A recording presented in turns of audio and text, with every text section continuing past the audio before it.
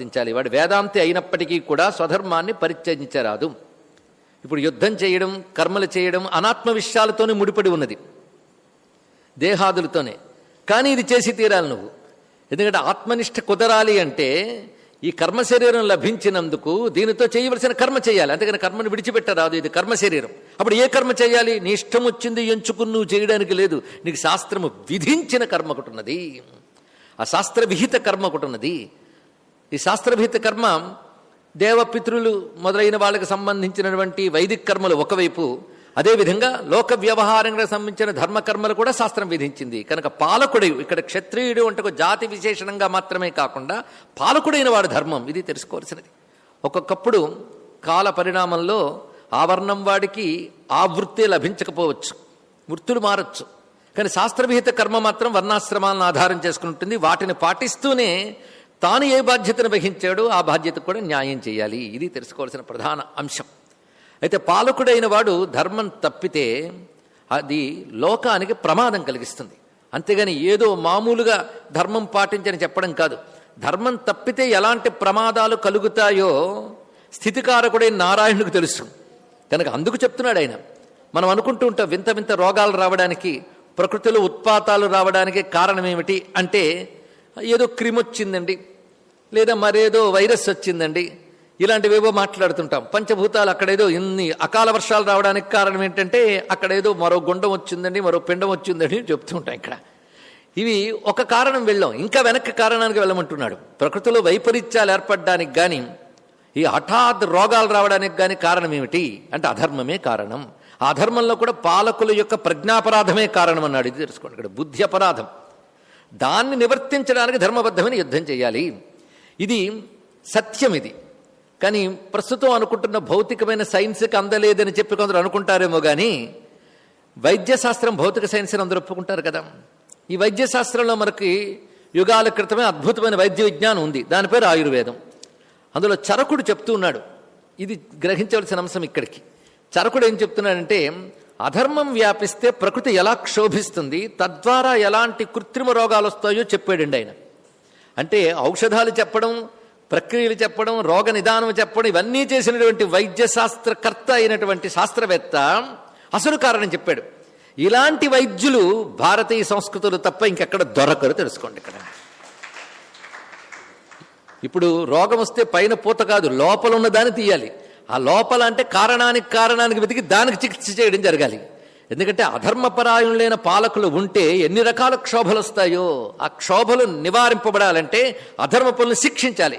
శిక్షించే బాధ్యత ఎవరికున్నది? ధర్మబద్ధమైన పాలకుడుకుంది. కానీ యుద్ధం చేయడమే క్షత్రుడి కర్తవ్యం అనలేదు, జాగ్రత్తగా వినాలి. ధర్మ్యాత్ యుద్ధాత్ శ్రేయోన్యత్ క్షత్రియస్సన విద్యతే. ధర్మసమ్మతమైన యుద్ధము కంటే అన్నాడు ఇక్కడ. అంటే క్షత్రియుడు ఎప్పుడు అప్రమత్తంగా చేయవలసిన పని ఏమిటి? ఇక్కడ క్షత్రియుడు అంటే పాలకుడనే మాటకు పర్యాయ పదం, ఇది తెలుసుకోవాలి. ఎందుకంటే క్షతాత్ త్రాయతే ఇది క్షత్రియ. లోకానికి దెబ్బ బాధ కలగకుండా ఎవడు కాపాడుతాడో వాడు క్షత్రియుడు.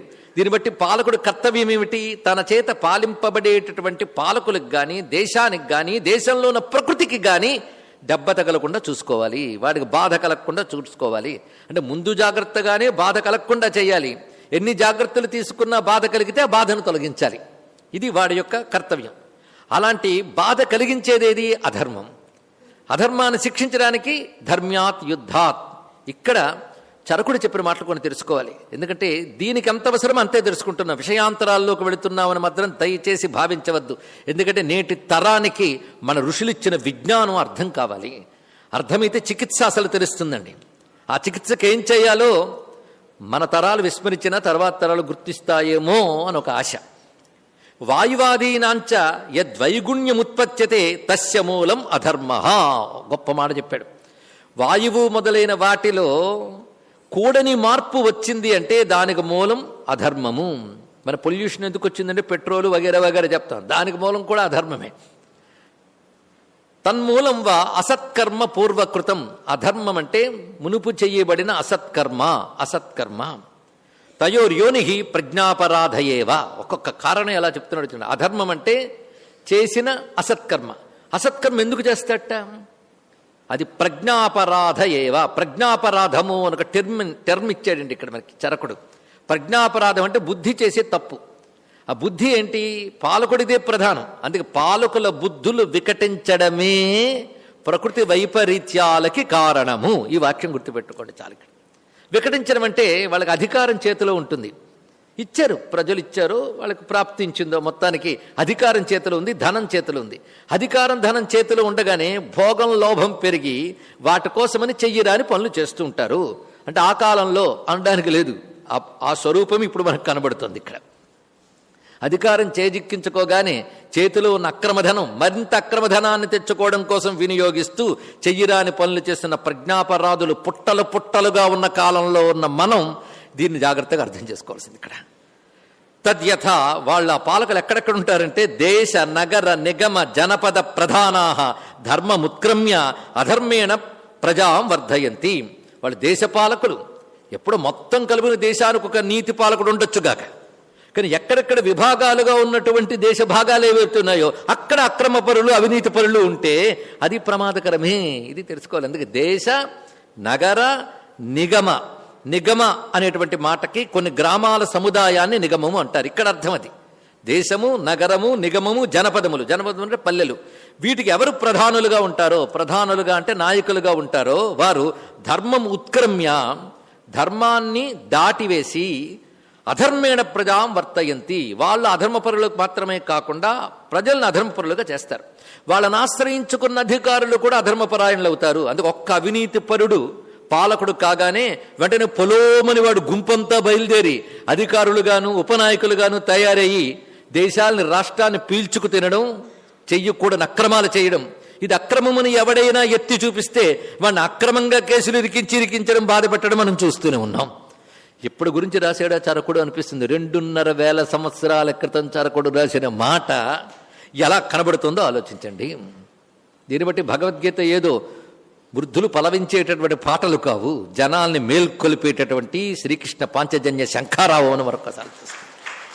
కృష్ణుడి మాట వెనక ఒక పరంపరాగతమైన శాస్త్రబలం ఉంది. అది చెప్పడం ఇక్కడ. కృష్ణుడు చెప్పండి, కృష్ణుడితో ప్రారంభమైందా? వేదముల నుంచి విస్తరించి వచ్చిన సనాతన ధర్మం యొక్క స్వరూపం ఇది.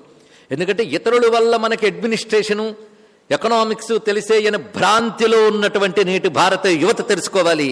ఇతర దేశాల నాగరికతల కన్ను విచ్చకముందే ఒక అద్భుతమైన సుపరిపాలన వ్యవస్థని, రాజనీతి శాస్త్రాన్ని ఏర్పరిచిన దేశం నా దేశం. తెలుసుకోండి. ఎందుకంటే ఇప్పుడు మనం మాట్లాడుతున్నది పాలకుల గురించి. ఇక్కడ కృష్ణ పరమాత్మ అర్జునుడిని ఒక పాలకుడుగా నీ ధర్మం ఇదని చెప్తున్నాడు గనక, పాలకుల్లో ధర్మం వికటిస్తే ఎలాంటి విపరీత ఫలితాలు కలుగుతాయో తెలిసినవాడు గనక ఆ ధర్మాన్ని నిలబెట్టడానికై ఇక్కడ భగవానుడు మాట్లాడుతున్నాడు. అందుకే మన పురాణాలన్నీ మీరు వెతకండి, అయితే ఋషుల కథలు లేదా రాజుల కథలు ఇది పట్టుకుని చాలామంది అంటూ ఉంటారు, ఏంటండి రాజులు ఋషులైనా సామాన్య జనుల గురించి చెప్పరా అని. సామాన్య జనుల కథలు లేవా? అవి ఉన్నాయి. కానీ ఋషులు రాజులు, అందుకే మన పురాణాలు వేదాలు వెతికితే 3 కథలు కనబడతాయి అన్నాడు ఒక ఆయన. Gods, sages and Kings.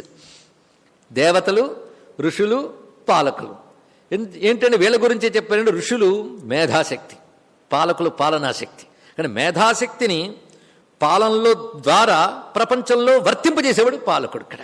కానీ వీళ్ళిద్దరి గురించి ఎందుకు చెప్పారంటే వీళ్ళిద్దరు బాగుంటే మిగిలిన వాళ్ళు బాగుంటారు. ఇక్కడ వీళ్ళ చేతే ప్రభావితం అవుతుంటుంది కనుక ప్రధానంగా వాళ్ళని చెప్పారు. అందుకు చెప్పారు. ఒక భారతదేశంలో కాదు, ప్రపంచంలో ఏ చరిత్ర చూసినప్పటికి కూడా కింగ్స్ కథలే. ఒక్క భారతదేశంలోని ఋషుల కథలు కూడా కనబడితే తెలుసుకోండి ఇక్కడ.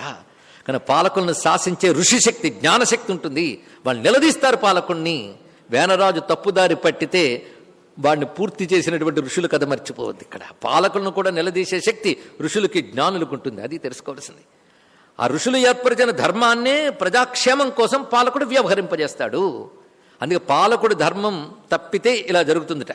తద ఆశ్రితోపాశ్రితా పౌరజనపదా వ్యవహారోపజీవినిశ్చ తమధర్మం అభివర్ధయంతి.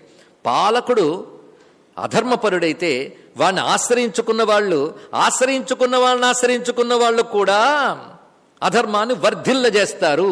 అవునా లేదా? ఒక అవినీతి పాలకుడి దగ్గర తప్పకుండా వాడు బృందం అంతా అవినీతి పాలకులుగానే ఉంటారు. ఎలాగ ఇప్పుడు కథలు రాసాడేమో అనిపిస్తుంటుంది మనకి. అలా చెప్పాడండి ఇక్కడ. తతస్సహ అధర్మ ప్రసవం ధర్మమంతర్ధత్తే. ఆ అధర్మం ఏం చేస్తుందంటే వెంటనే ధర్మాన్ని దెబ్బతీస్తుంది. ధర్మం దెబ్బతీయగానే ఏమవుతుందంటే ఎప్పుడు కూడా ప్రకృతిని దేశాన్ని రక్షించే దేవతలు ఉంటారండి. మనం నమ్మినా నమ్మకపోయినా వాళ్ళు ఉంటారు. ఎప్పుడైతే అధర్మం వ్యాపించిందో వాళ్ళ దేశాలని దేవతలు విడిచిపెట్టి వెళ్ళిపోతారు. ఇక్కడ దేవతలు విడిచిపెట్టి వెళితేనే విపరీతాలు జరుగుతాయి. ఎంత చక్కగా చెప్తున్నాడు. తతస్తే అంతర్హిత ధర్మాణ దేవతాదిభిరపి త్యజ్యంతే. వాళ్ళు ఎప్పుడైతే ధర్మాన్ని ఈ విధంగా దెబ్బతీశారో దేవతలు కూడా విడిచిపెడతారు. తేషాం తథా అంతర్హిత ధర్మాణం అధర్మ ప్రధానానాం అపక్రాంత దేవతానాం ఋతవో వ్యాపద్యంతే. ధర్మాన్ని విడిచిపెట్టిన వాళ్ళు, అధర్మ ప్రధానమైన వారు, దేవతల అనుగ్రహానికి దూరమైన వాళ్ళు. దీన్ని బట్టి ధర్మంలో ఉన్న వాళ్ళకే దేవతల అనుగ్రహం లభిస్తుంది అనే మాట గట్టిగా చెప్తున్నాడు చూడండి ఇక్కడ. అందుకే అధర్మపరాయణుడై రాజలాంఛనాలతో దేవాలయాల్లోకి ప్రవేశించి నేను ఈ దేవుణ్ణి నమ్ముతున్నాను ప్రజల్ని బుకాయించినా దేవతలు మాత్రమని శిక్షించి తీరతారు అనే మాట దీనివల్ల తెలుసుకోవాలి. అపక్రాంత దేవతానాం, ఎన్ను గుళ్ళు పెట్టండి, పూజలు చేయండి, పునస్కారాలు చేయండి, వాళ్ళు కూడా అధర్మపరాయణులైన పాలకులకు భజనలు చేస్తున్నంతసేపు ఆ దేవతలు అక్కడ ఉండరు, ఆ పూజలు వ్యర్థమే. ఈ మాట చక్కగా చెప్తున్నాడు. అపక్రాంత దేవతానాం. ఎప్పుడైతే ఆ విధంగా జరుగుతుందో ఋతవో వ్యాపద్యంతే, ఋతువులు తారుమారవుతాయి. చలికాలం వేడిగా ఉండడం, కోడని కాలంలో వర్షాలు పడడం, తద్వారా వికృతమైనటువంటి రోగాలు రావడం ఇత్యాదులను జరుగుతాయి. తేన నా ఆపహ యథాకాలం దేవః వర్షతి నవా వర్షతి వికృతవా వర్షతి. ఎప్పుడైతే దేవతలు విడిచిపెట్టారో అసలు వర్షాలు పడకుండా ఉంటాయి, లేదా తీవ్రంగా పడతాయి, వికృత వర్షాలు కూడా పడతాయి. వాతాహ న సమ్యగభివాంతి, గాలులు సరిగ్గా వేచవు. క్షితిర్వ్యాపద్యతే, నేల దెబ్బతింటుంది, అంటే సారం పోవడం ఇత్యాదులన్నీ జరుగుతాయి. సలిలాన్యుపశిష్యంతి, క్రమంగా నీటి కరవలు కూడా ఏర్పడతాయి. ఓషధయ స్వభావం పరిహాయ అపద్యంతే వికృతిం. ఓషధులు ఏవైతే ఉన్నాయో, ఓషధులు అన్న రూపంలోనూ ఔషధాల రూపంలోనూ కూడా మనం గ్రహిస్తాం. ఆ ఓషధులు కూడా క్రమంగా వాటి స్వభావాన్ని కోల్పోయి వికృతాన్ని పొందుతాయి. తతః ఉద్ధ్వసంతే జనపదాః స్పర్శాభ్యవహార్య దోషాత్. ఈ గాలి నీళ్లు ఎప్పుడైతే పాడయ్యాయో వాటి స్పర్శలోని దోషం వల్ల ఆహార దోషం ఏర్పడి తర్వాత జనపదాలు నశించిపోతాయి. ఇది చెప్తున్నారంటే ప్రజాక్షయం, ప్రజలకి ప్రమాదాలు, గుట్టలు గుట్టలుగా పుట్టలు పుట్టలుగా అంతుపట్టిన రోగాలతో పోవడానికి గాలిలోంచి నీటిలోంచి క్రిములు వ్యాపించడానికి కారణం ఏమిటి? మూలాన్ని చెప్తున్నాడు చూడండి ఇక్కడ. ఈ కోణంలో ఎప్పుడైనా ఆలోచించారా? ఆలోచించనివ్వదు భౌతిక సంస్కృతి, ఆలోచింపజేయాలి భారతీయ సంస్కృతి. తెలుసుకోండి ఇక్కడ ఈ విషయాన్ని బోధించాలి. తథా శస్త్ర